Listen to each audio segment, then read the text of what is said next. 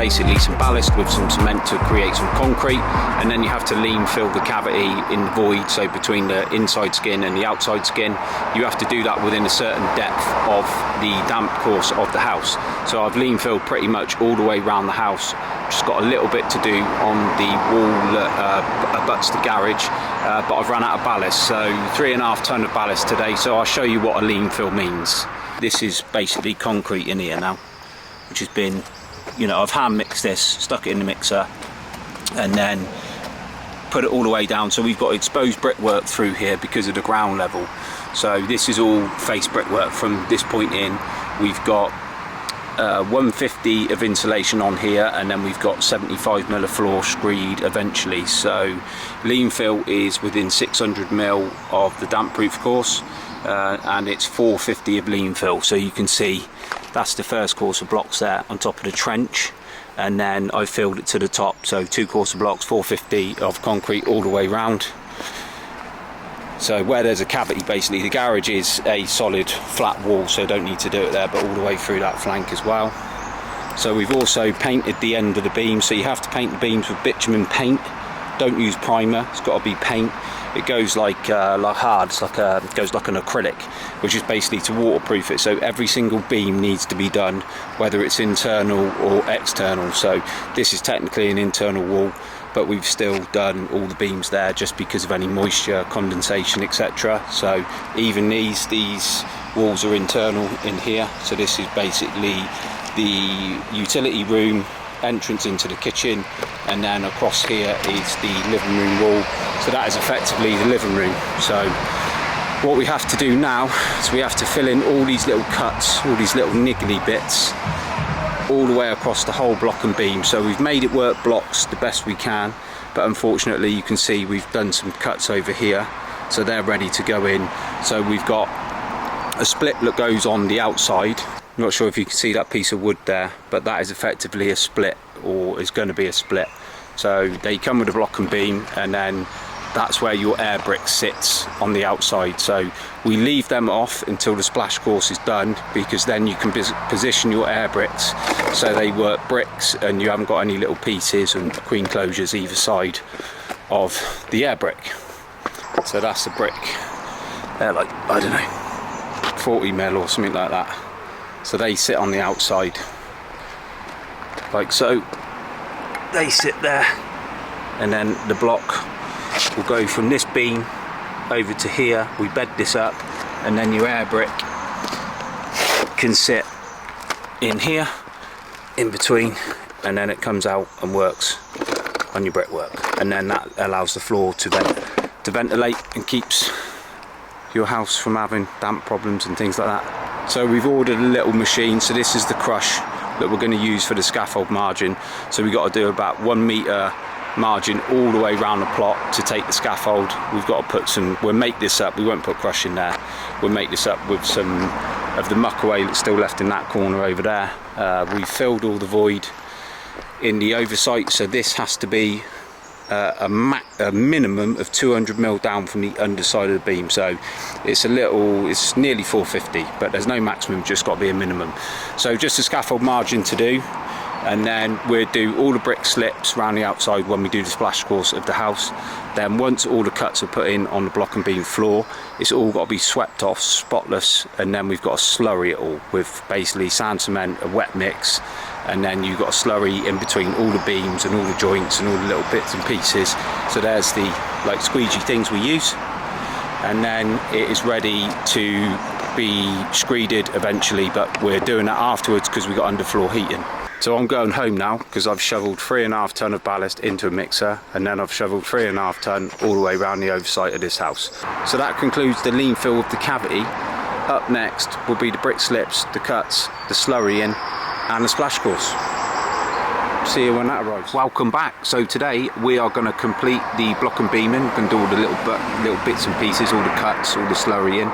We've got a little bit of lean filling to do, and then we've got Lee, the ground worker, coming in. We've got a little 1 ton machine. We're going to put this crush round as a scaffold margin, get it all prepped, and then we can start brickwork next week, which will be week commencing the 3rd of July. So I'm a week out for various reasons, because we've been really busy and I haven't been able to spare anyone to come up here. So let's have a quick look round and see how we're getting on. So we've got to move that 20 tonne of crush there and spread it round for the scaffold margin. All the drainage has been done, so we had to concrete underneath the bends. So as you can see in there, you've got to concrete them in so they don't move anywhere. So that's what we've got to do. Bit of lean filling, slurry all the floor, get all the cuts done. Lee, the ground worker, will be driving the little 1 tonner over there. We'll get that 20 tonne round, we'll spread it all the way round. We've got a bit of backfilling to do on the rear elevation. The subframes are here, over there, so that's an absolute no-brainer, the subframes, for even if you're doing extensions. They're so cheap. All of them frames there were about 350 quid. I use a company called Subframes UK. You send them the drawings and they will do you a takeoff of what you need and send them to you. It's about a 7-day call off, and they're all labelled up. So that's my patio door there, or my bifolds, which it will be eventually.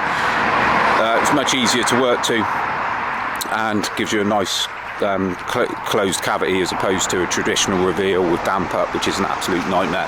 No one ever does it properly. So I've got a bit of backfilling to do down here. As you can see, all the lean filling's done all the way round. I might just top it up with some of that shingle that I've got left over there, but that's it, we're ready to go. So we'll stick the GoPro up.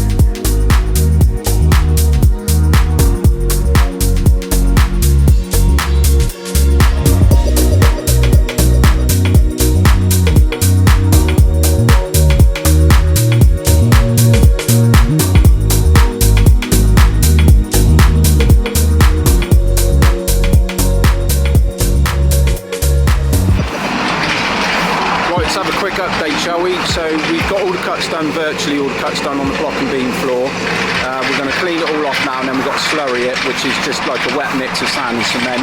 And the scaffold margin is virtually round. Lee's just tracking it in now. So let's have a quick look round, shall we? This area is going to be like a sort of storage area and a compound. Somewhere to park so we can get off the road, so we don't disturb anyone. So all the block and beaming is virtually done now. We've just got to sweep it off. Got to sweep it off, wet it down, and then you've got to put a slurry mix all the way round. We're just going to leave the perimeter blocks, because we leave them out until we've got the air bricks in position. But Lee's going to track all the way round here and compact all this down all the way round, so about 1 metre wide for the scaffolding. All the lean filling's done.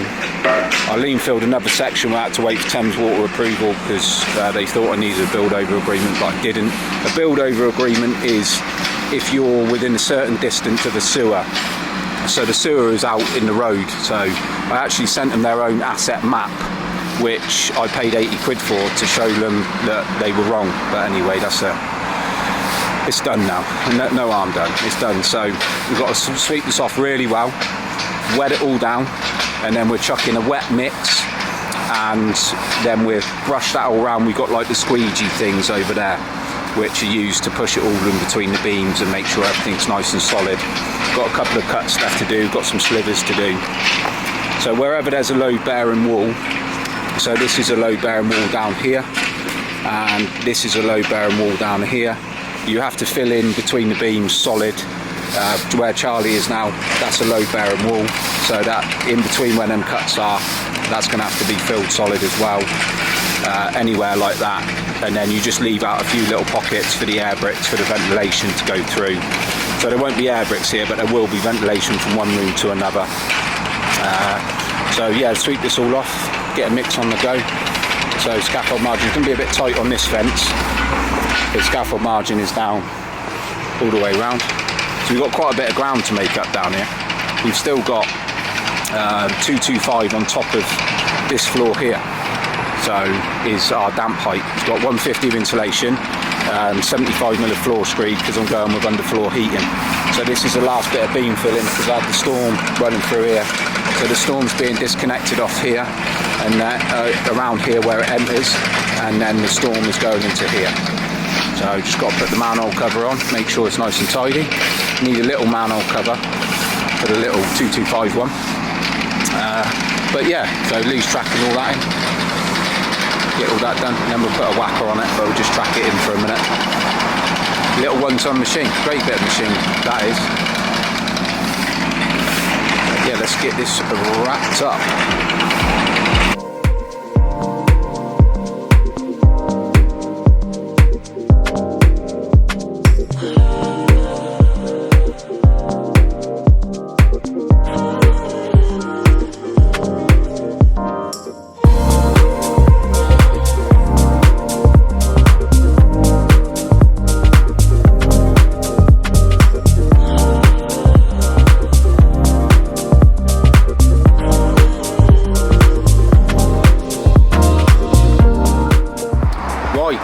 Is the slurrying done, the scaffold margin done, and all the block and beam complete. So let's have the grand tour, shall we?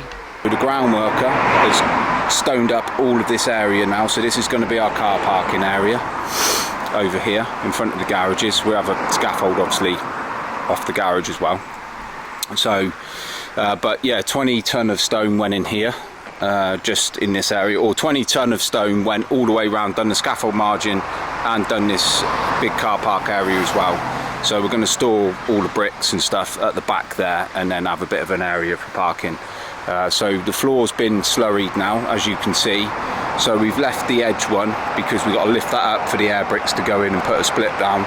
So where that bit of wood is will be a split in there, proper concrete slip, 40mm slip. And then the air bricks can be positioned so they work bricks. So the scaffold margin is now finished all the way round, about 1 metre wide all the way round. This is just some crush that we got delivered, so 20 ton all the way round. We've done a bit of backfilling, and then there's the floor. So that's just sand, cement, make it a bit wet, push it round with a couple of squeegee things, push it in all the nooks and crannies. That's pretty much it, ready for bricklayers now. So we'll do the splash course and start supers next week. So I've decided to make the garage a 9-inch wall, bricks on the outside, blocks on the inside, but I'm just going to make it a 9-inch wall because I don't really use a garage, so I'd probably convert it into like a gym or cinema room or whatever. So window formers are here. Need to get some proper above ground cement. We'll do the brickwork first, and then we'll do the internal briquettes and you know, the load bearing walls once we've got the height off the outside. So we've got a datum over there on the fence post which gives us our damp level. So that's a wrap for today. Superstructures will begin next week, so that is week commencing the 3rd of July, so I'm a week behind, but we'll get it back. So we're the fastest bricklayers around. So thanks for watching, see you in the next episode.